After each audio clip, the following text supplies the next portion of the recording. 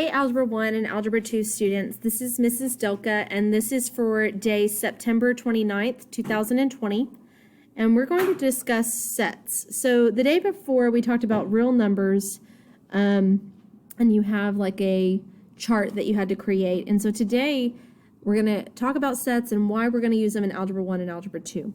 A set is a collection of things. So for example, the items that you wear is a set.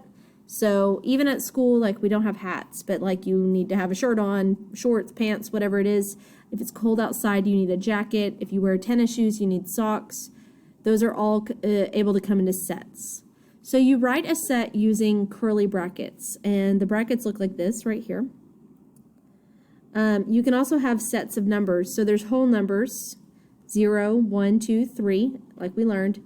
And then there's like if you said, okay, well here's a set of prime numbers. Prime is 2, 3, 5, 7, 11, 13, and 17.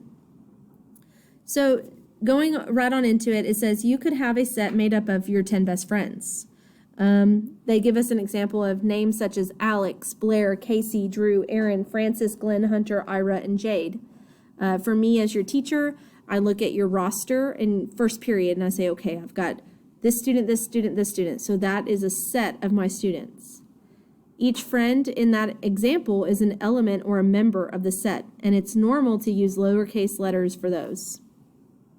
Now let's say that Alex, Casey, Drew, and Hunter all play soccer. So an equation set would look like this: soccer equals, and then you open up the set Alex, Casey, Drew, and Hunter. It says the set soccer is made up of the elements Alex, Casey, Drew, and Hunter. Now hopefully you have a bigger team than 4 kids because you're not going to get very far with that. And then there's Casey, Drew, and Jade, and they play tennis. So they give you another example of where tennis equals Casey, Drew, and Jade. We can put their names on 2 separate circles. So Casey is under soccer, but Casey is also under tennis. So we're going to talk about Venn diagrams in just a minute and how we can connect those.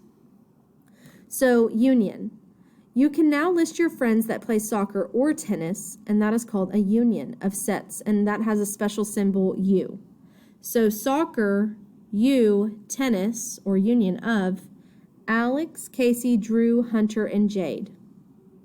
Not everyone is in that set, only your friends that play soccer or tennis or both. In other words, we combine the elements of those 2 sets and we show a Venn diagram. So here we have soccer on this side, tennis on this side. The only 2 students that overlap and play both sports are Casey and Drew. So a Venn diagram is clever. It shows a lot of information. So you can see the soccer set, the tennis set, and then you can see both sets, all in that one small diagram.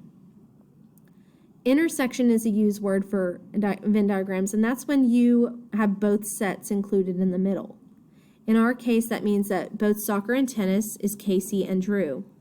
And the special symbol for that intersection is an upside down U like this, right here.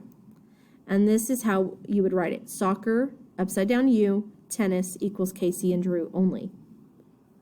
So which way does that U go? Think of them as cups.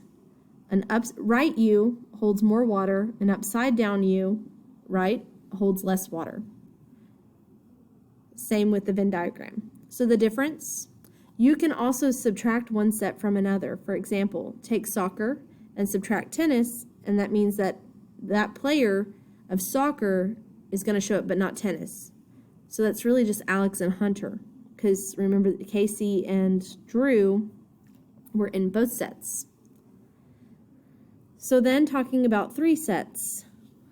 So we're going to now include soccer, tennis, and volleyball. And it's still another example of a Venn diagram. It just gets a little more complex. The only player that plays soccer, tennis, and volleyball is Drew. Casey only plays soccer and tennis together. And then Alex and Hunter, they only play soccer. But here's Jade, and Jade plays tennis and volleyball. And then Glenn down here, Glenn is just a volleyball player. So you can label it just like this. We're not going to get too much more into it, but what I want for you this week is you are going to create a 3-figure Venn diagram. You can talk about your family members, you can talk about sports, Maybe you are a multi player, like you play football and you play soccer and you play basketball, but you don't play volleyball, but your sister does. You can do this with foods. How about you ask your family members who likes chicken, who likes pizza, and who likes, I don't know, meatloaf? Maybe nobody does in your family. And then create it to where you figure out what family members like what meals and overlap them. You can do colors, you can do different activities or hobbies. It doesn't have to be sports, it could be art. It can be anything that your family or you alone and your friends do together. And it could even be preference of things. I did mention colors, but what about cars? Or what about beach versus mountains for vacations? But you want to include 3 elements and try to get, 8 to 10 names in there, okay? Once you've created that, you're going to take a picture and upload it. And that's going to be your assignment for Tuesday, showing me you know how to take data from a Venn diagram and create one.